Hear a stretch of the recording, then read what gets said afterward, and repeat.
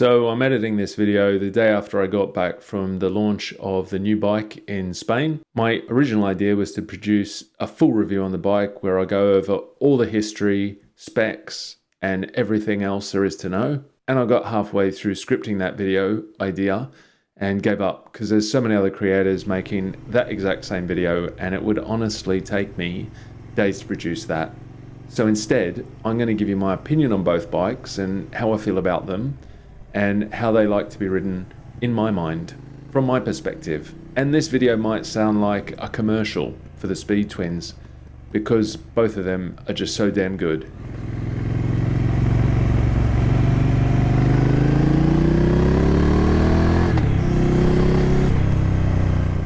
If you wanted my 2-second wrap up about how they make me feel and about what I love about them, it's that I feel like a much better rider than I actually am when I'm on them, and they give me so much confidence. The bikes are so well thought out and solid, and that really shines when you're on the bike and the feeling that you get about how connected to the road you feel when you're riding them.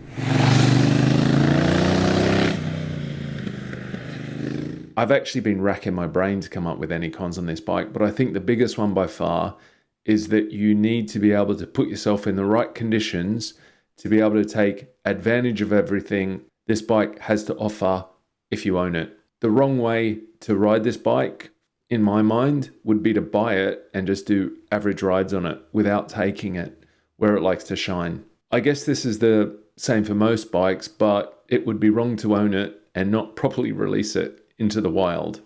Also, from my experience with the older version of this bike, they don't like to be ridden in muck because they get very dirty when the conditions are less than ideal, as the mudguards are minimally styled. If you had a gun to my head and said pick one, it would be the standard version of the bike in aluminium silver. I'd pick the standard version because it's a more relaxed riding position, which suits my smooth and flowy style.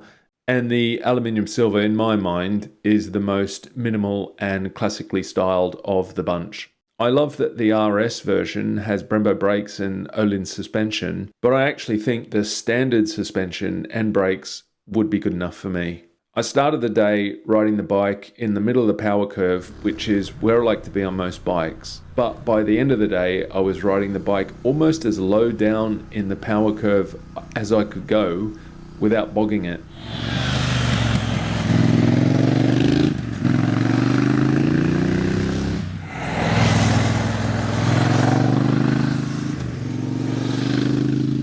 This 1200cc Bonneville engine just has so much down low, and I felt I could go much faster and have much more control of the bike if I was riding it like this.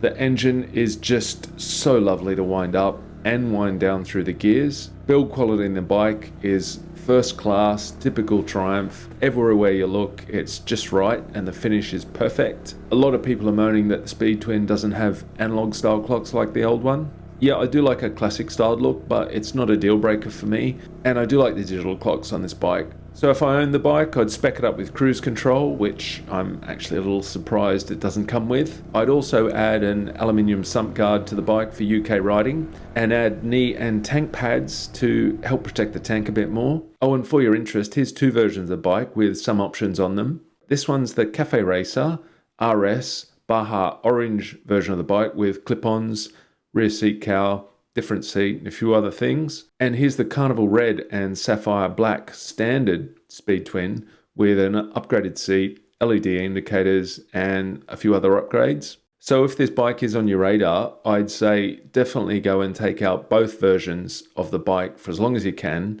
to help you decide which one you want. That's it. Thanks for watching.